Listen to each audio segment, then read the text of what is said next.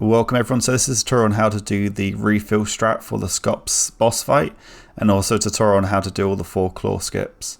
So we're just going to begin with the strat at the start of CP where we do the death abuse, and that's where the strat starts. So it's just something small to start off with. Depending on how you do this ring strat, you can sometimes get more or less tings depending on kind of how you approach it. For the most part, it shouldn't matter too much. You should be skipping some tings here, but for the most optimal way, you can kind of follow what I'm doing, but pretty much any other way should be fine as well.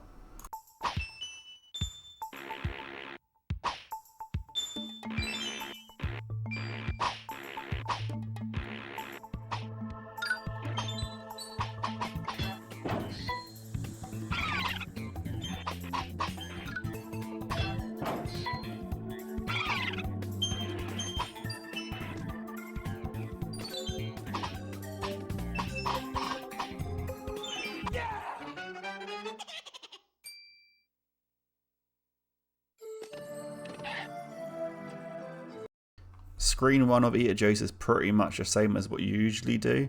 There's a few small things you might want to keep an eye out on. First, just for example, first of all, keeping to the right of this platform lets you skip a few tings. I think most people would already do this just because they do the jump over with the hang.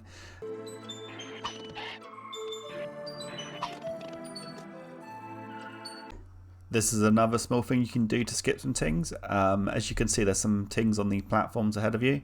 If you wait a second and just do a big jump and then helicopter, you can skip a few tings this way.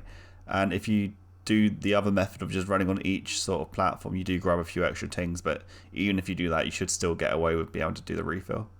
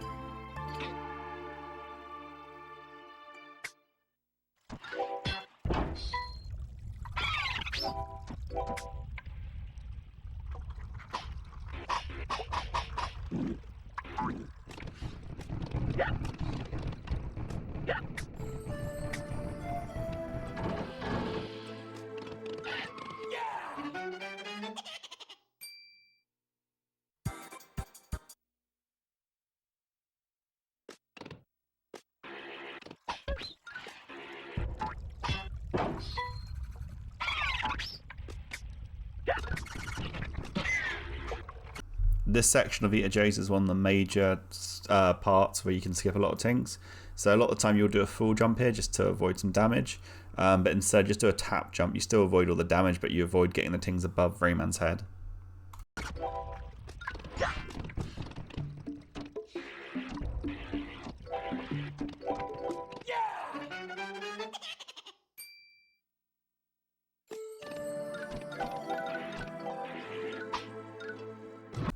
On this section here, it's pretty straightforward to skip a few more tings. So before you drop down, just go to the left slightly more than you usually would. Most of this level now is pretty much exactly how you would usually play the level, up until when you get to the UFO sections towards the second to last screen.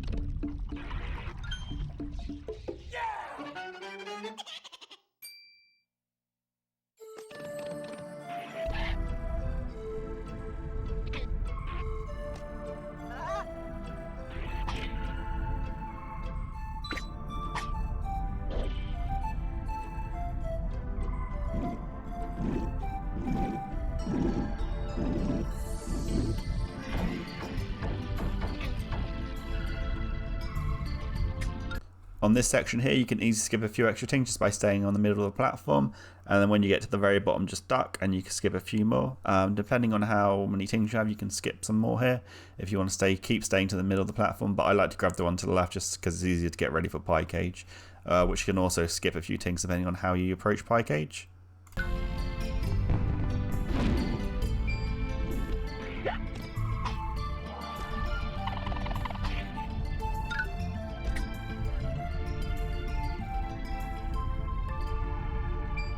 On Pie Cage, depending on which method you do, you can skip a few extra things.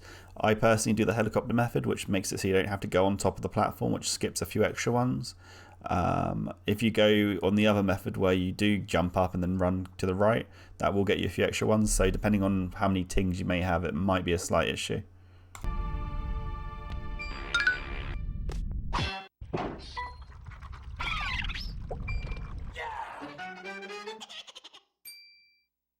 The last screen of VHOs is exactly like normal, so just follow your usual route and you should be fine.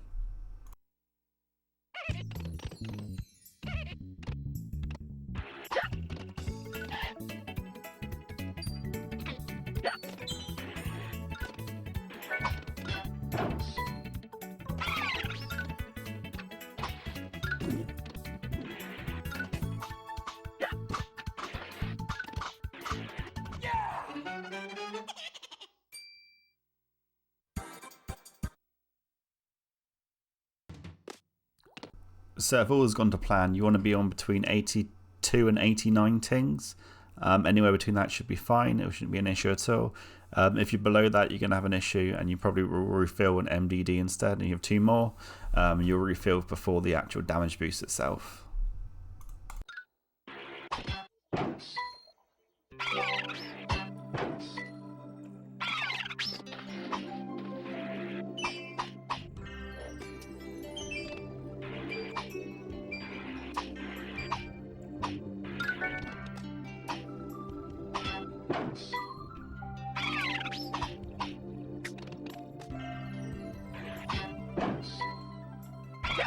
As you can see here, I'm taking damage with a 92 ting, so I could take another 7 tings on earlier levels, and I would still be fine.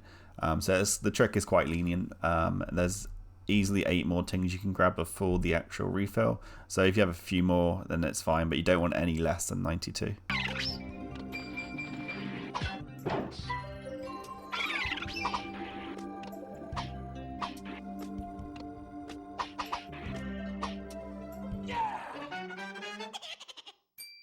As you can see, I'm on 99 tings, but you can grab one more in the boss fight. So if you're on 99 tings ending the level, you should be fine. I'll also go over now how to do the actual claw skips themselves.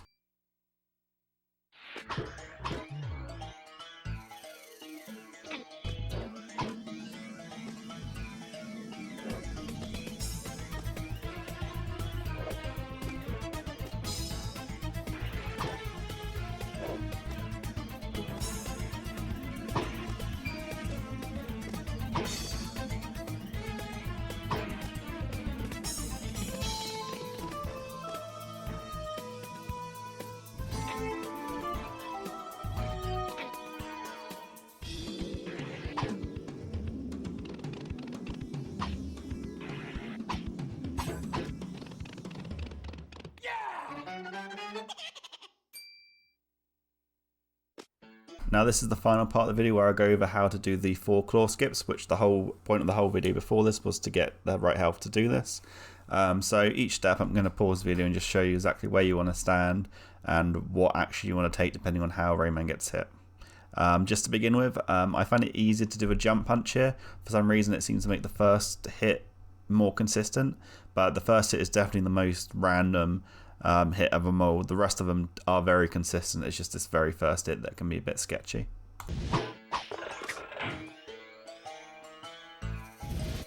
So this is the most important tech involved when we're doing claw skips. On the pause frame here, you can see that there's two circles. There's a pink/purple one and a blue one. Depending on where Skops hits you with the blue ball, you want to do certain actions. So if Rayman gets hits on the far left in that pink circle, you want to do the original setup, what we did initially. And if he gets hit in the middle, you want to do the whole right section, which will come up soon.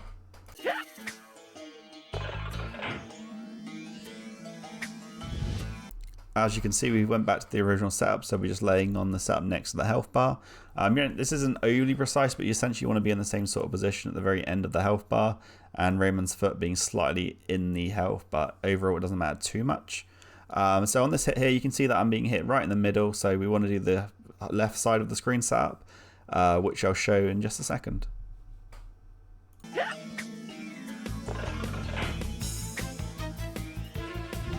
Now we're on the far left side of the screen. What we want to do is, as soon as Rayman gets hit, you hold right and keep walking towards Skops, and it'll hit him, and you'll get a claw skip every single time. Now to finish off, to get the fourth claw skip, we just go back to our original position, lay down, get hit, and then walk towards Skops like normal, and we'll get the final claw skip. So this has been the video on how to get a refill and to do the claw skips with Mr. Skops. As you can see, it's very simple. You just need to make sure you alternate between the two setups depending on how you get hit. But apart from that, that's all there is really to it. Thanks for watching.